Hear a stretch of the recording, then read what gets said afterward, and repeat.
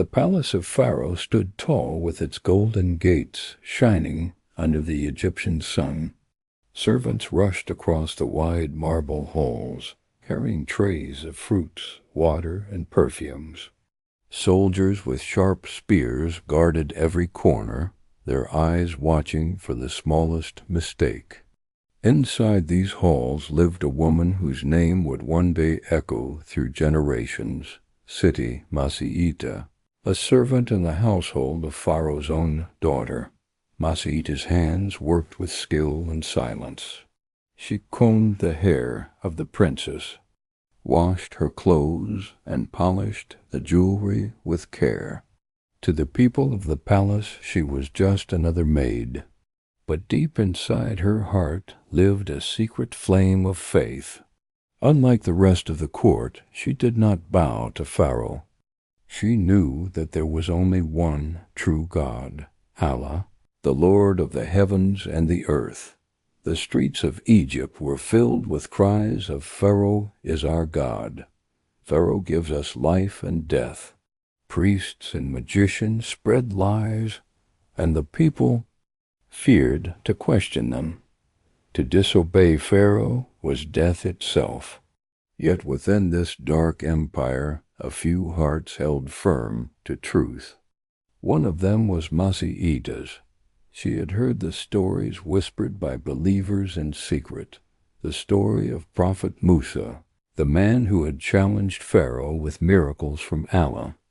She had heard how Pharaoh's magicians themselves bowed down, admitting that Musa was the true messenger of Allah, and she had heard how Pharaoh grew furious, promising death to all who dared to believe in Musa's Lord. Still, Masyitah's heart trembled not with fear, but with certainty. She believed, and her belief was stronger than the fear of soldiers, stronger than the threat of boiling oil, stronger even than the thought of death. One evening, as the golden sun dipped behind the pyramids, Masyitah carried a comb of ivory to the princess.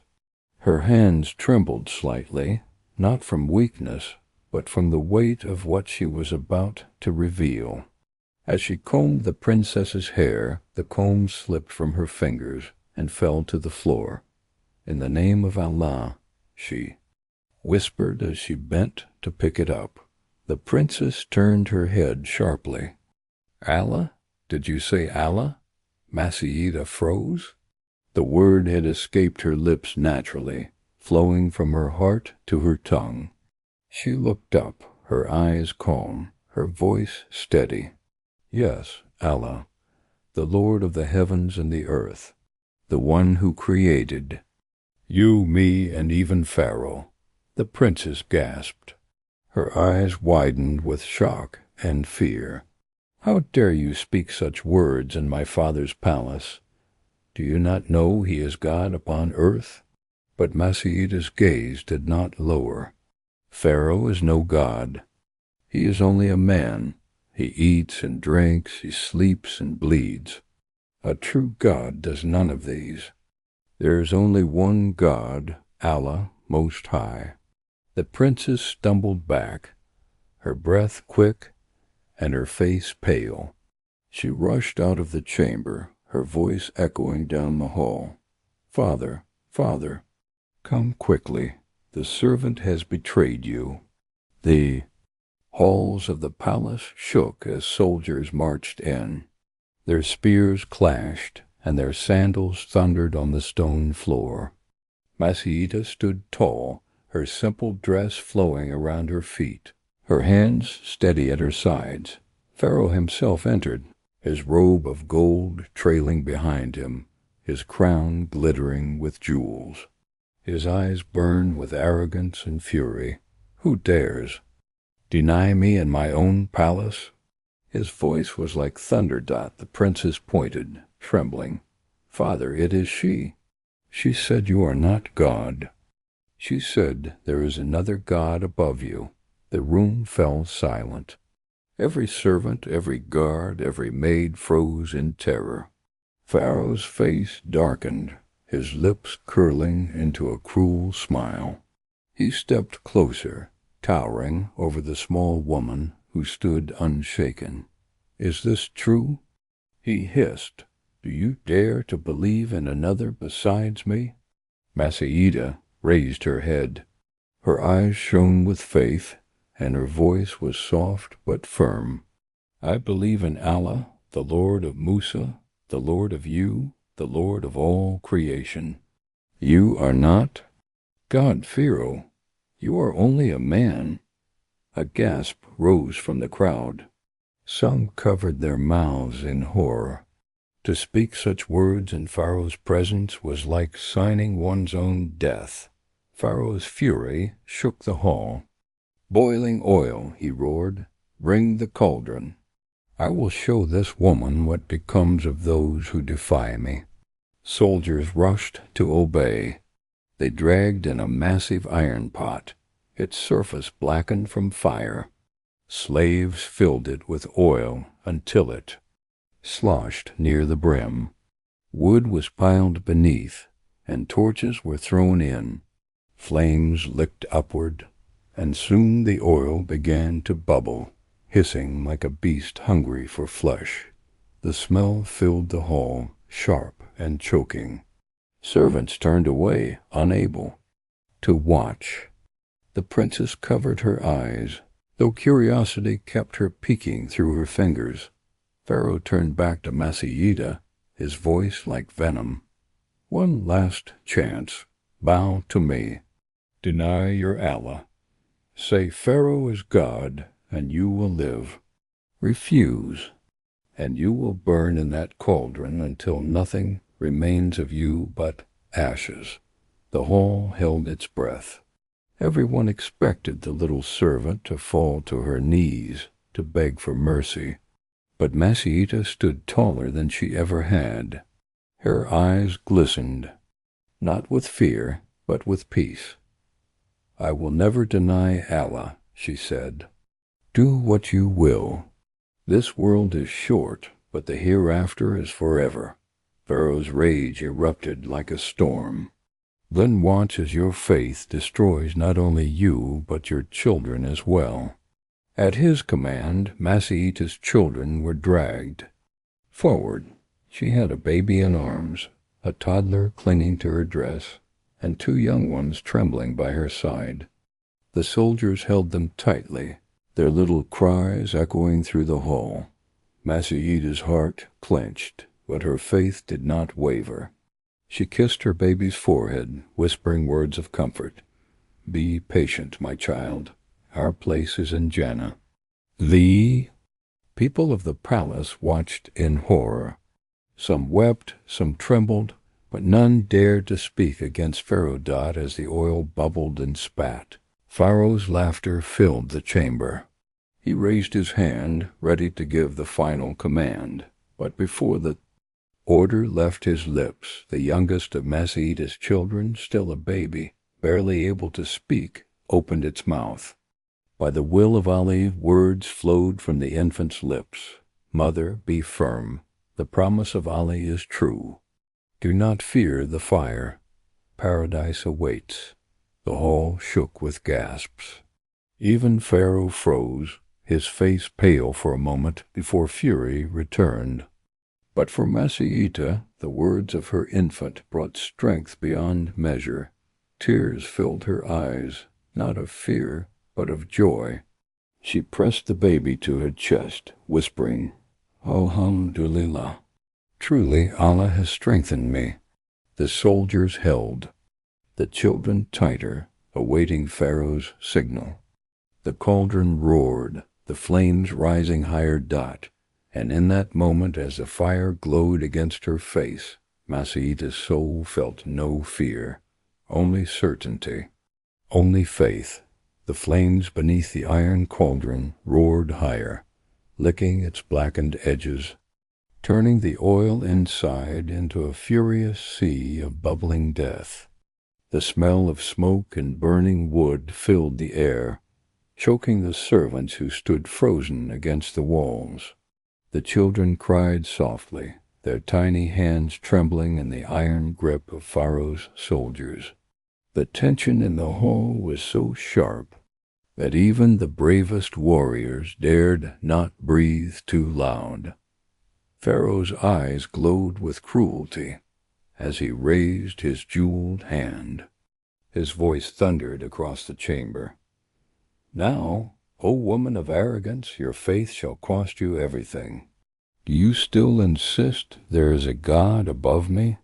Masyitah's lips curved into the faintest smile. Her voice, steady as a river, rose above the roar of the fire. "Yes, there is no God but Allah. He alone deserves worship. Your crown cannot hide your weakness, Pharaoh, nor can your gold save you from the grave." The court gasped. Some guards lowered their eyes, unable to look at the scene. To speak to Pharaoh in such defiance was beyond madness. Yet Masyitah's words carried a strength that pierced through their fear. Pharaoh's rage boiled hotter than the oil before him. He pointed to the soldiers. "Throw her child first. Let her watch as her faith destroys her own blood." The soldiers seized the eldest child, a boy barely old enough to walk the palace steps without stumbling. He screamed for his mother, reaching his little hands toward her. Masyitah's heart shattered, but she lifted her chin, whispering softly, "Be patient, my son. We will meet again in Jannah." The soldiers swung the boy toward the cauldron. The heat seared their skin, and the child's scream pierced every soul in the room. Then, with a single push, the boy vanished into the boiling oil. The hall echoed with a hiss, and the silence that followed was unbearable. Only the bubbling cauldron spoke, spitting drops of oil that burned the stone floor. Masyitah closed her eyes. Her chest rose with a heavy breath, and her lips moved in prayer. "O Allah, grant my child safety in the gardens of paradise. Accept him as a martyr in your path." The princess turned pale and stumbled back, tears spilling down her cheeks. "Father, please, enough," she cried. But Pharaoh silenced her with a glare that froze her blood. "Next!" Pharaoh roared. The guards dragged forward the second child. This one, a little girl with hair like silk, clung desperately to her mother's dress. Her cries were softer than her brother's, but her wide eyes begged for mercy. Knelt, pressing a kiss on her daughter's cheek. "Be strong, my love, Allah is with you. Paradise is waiting. Fear not the fire." The girl nodded weakly, her tears soaking her mother's shoulder. The guards pried her away and carried her toward the cauldron. She whimpered one last word, "Mama," and then she too was gone, swallowed by the furious oil. The hall trembled with whispers. Some of the servants broke into sobs, unable to hold their grief. Yet Pharaoh sat unmoved, his face carved from stone. His cruelty fed on the fear of those around him. One by one the children were taken. Each cry stabbed Masyitah's heart, but her faith did not bend. She whispered prayers for every soul, her voice calm as though she were guiding them to sleep. At last, only the youngest remained, the baby she cradled in her arms. His tiny face glowed in the firelight, his innocent eyes staring up at her. The soldiers reached for him, but Masyitah held him close. "Please," she whispered, tears falling freely now. "My son, my light, my heart trembles for you. But Allah is with us. He has promised us paradise." Her arms shook as the soldiers pulled, but she would not let go. And then the miracle returned. The baby, by the will of Allah, spoke with a voice clear and wise beyond his years. "Mother, do not waver. Step forward." With courage, The promise of Allah is true. The hall erupted with gasps. Even Pharaoh froze, his lips parting in shock. The soldiers stepped back, their faces pale with fear. They had heard the impossible, a child in arms, speaking like a man. Masyitah's tears turned into a smile. She lifted her baby high, gazing at him as though he were the greatest treasure in the world. Alhamdulillah, O Allah, you have strengthened me beyond measure. She kissed the baby's forehead one last time, then held him out. The soldier, still trembling, took him and lowered him into the cauldron. The oil hissed once more, and the room fell silent. Her children were gone, yet her faith stood unshaken. Pharaoh's face twisted into a mask of fury. Now it is your turn, woman. Let us see if your Allah will save you. The guards seized her arms and dragged her toward the roaring cauldron. The heat struck her skin, filling her nostrils with the acrid scent of oil and smoke. She closed her eyes, and in that moment the world faded. She saw not the flames, but the gardens of Jannah stretching before her. She heard not the hissing oil, but the laughter of her children, safe and pure dot as the soldiers lifted her above the pot. She whispered her final words. O Allah, I submit to you alone. Forgive me, accept me, and join me with my children in paradise. The next instant her body was cast into the cauldron. The oil swallowed her whole, and the sound echoed through the hall like thunder. Silence followed. The only sound was the bubbling of the cauldron. The people of the palace stared in horror, their hearts heavy, their eyes wet with tears. Some felt shame for their silence. Others felt awe at her courage. Even Pharaoh, for all his arrogance, shifted uneasily in his throne. For a brief moment, doubt flickered in his eyes, but pride crushed it, and he rose with a roar. Let this be a lesson to all of Egypt. He bellowed, there is no God but Pharaoh, and this is the fate of those who dare defy me. The crowd cheered weakly, out of fear, not loyalty, but deep in their hearts they knew the truth. The woman who had burned in the cauldron had won, a victory far greater than Pharaoh's throne. Her name would not be forgotten. Her courage would echo through the ages. Siti Masyitah, the servant who chose faith over life, who gave her children and herself for the sake of Allah, had written, her story in fire and in faith dot far away, beyond the walls of the palace, the news spread in whispers. Among the hidden believers tears flowed and prayers rose. They spoke her name with reverence, telling her story in secret gatherings. Children grew up hearing of her sacrifice. Her example became a torch in the darkness of Pharaoh's tyranny. Generations later, her tale would still be told, the woman who faced boiling oil without fear, who chose Allah over the world, and who earned a place among the martyrs of Islam. The smoke from the great cauldron had long faded into the desert sky, but the memory of that day refused to die. Inside Pharaoh's golden palace, the servants whispered with trembling voices, their hearts too shaken to keep silent. Outside the walls, the story began to spread, carried by the lips of those who feared Pharaoh, but feared Allah more. They spoke of the woman who had faced death with unshaken faith. They told of her children thrown one by one into boiling oil, yet not a single tear of regret fell from her eyes.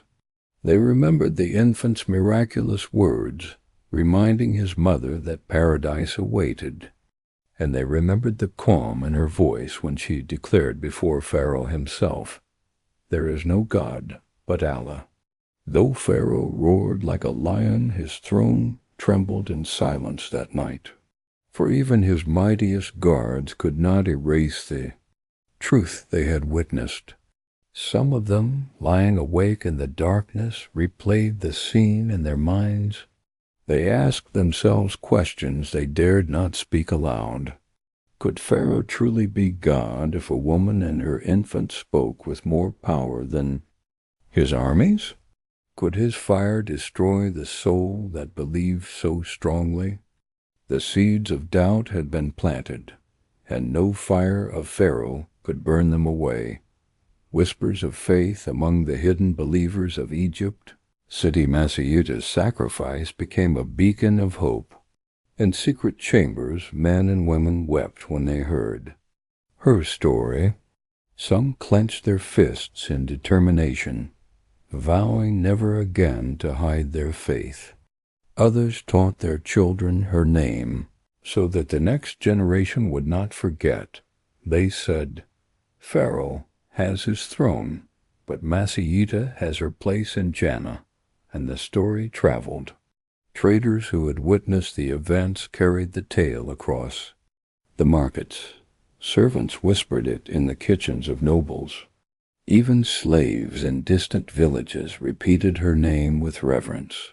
Slowly her courage began to move like a flame across dry grass, lighting hearts with strength. Pharaoh's uneasy heart, Pharaoh himself, could not erase the memory. In his pride he stood before crowds and declared, "I am your God, none may worship but me." But in the privacy of his chambers, when the golden torches burned low, he could still see the woman's face, calm, unafraid, certain. He remembered her last words, words not of defeat, but of victory. And though he forced himself to laugh before others, something deep inside him shook. He drowned that feeling in arrogance, but it haunted him like a shadow. Even his daughter, who had once adored his throne, could not forget. She had seen the fire take the children, seen the baby speak. At night she woke screaming, her dreams filled with the cauldron's hiss. Her heart whispered what her tongue could not dare. "My father cannot be God. There is a power greater than him." The legacy of Masyitah years passed, but the story of Siti Masyitah did not fade. When Prophet Moses, stood before Pharaoh again, calling the people to worship Allah, the tale of Masyitah gave courage to many who followed him. For they remembered, if a servant woman could face the fire for her faith, then surely they could face Pharaoh's soldiers for the same truth. When Pharaoh chased Musa and the believers to the sea, some hearts trembled in fear. But the memory of Masyitah returned like a voice. This world is short, the hereafter is forever. And so they walked into the parted sea, trusting Allah to deliver them. Even after generations, the name of Masyitah remained. Islamic scholars and teachers spoke of her, reminding the faithful of her sacrifice. She became a symbol not only for Egypt, but for all Muslims who faced oppression. Mothers told her story to their children at night, planting in them the seeds of courage and faith, lessons for generations. The story of Siti Masyitah carried lessons that no throne could silence. Faith is stronger than fear. No matter the fire, no matter the tyrant, the heart that believes in Allah cannot be broken. The hereafter is greater than the world. Masyitah chose eternal life over the brief comfort of survival. Her choice showed that true victory is not in living long, but in dying with truth. Allah supports the believers. Even her infant child was given the power to speak, proving that Allah strengthens his servants in ways beyond imagination. Tyrants are temporary, but martyrs are eternal. Pharaoh's palace has turned to dust, but the story of Masyitah is still alive today. The eternal conclusion, as centuries rolled on, rulers rose and fell, Kingdoms thrived and vanished, but the tale of Siti Masyitah endured. From the deserts of Arabia to the mosques of the farthest lands, her name is still spoken with reverence. She is remembered as the woman who chose Allah over Pharaoh, who chose paradise over this fleeting world.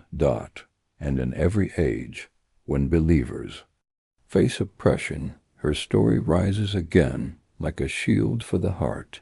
It whispers, "Be patient, be strong. The promise of Allah is true." So ends the story of Siti Masyitah, a servant in Pharaoh's palace, a mother of faith, a martyr of Islam. She was burned in oil, but her soul rose higher than fire.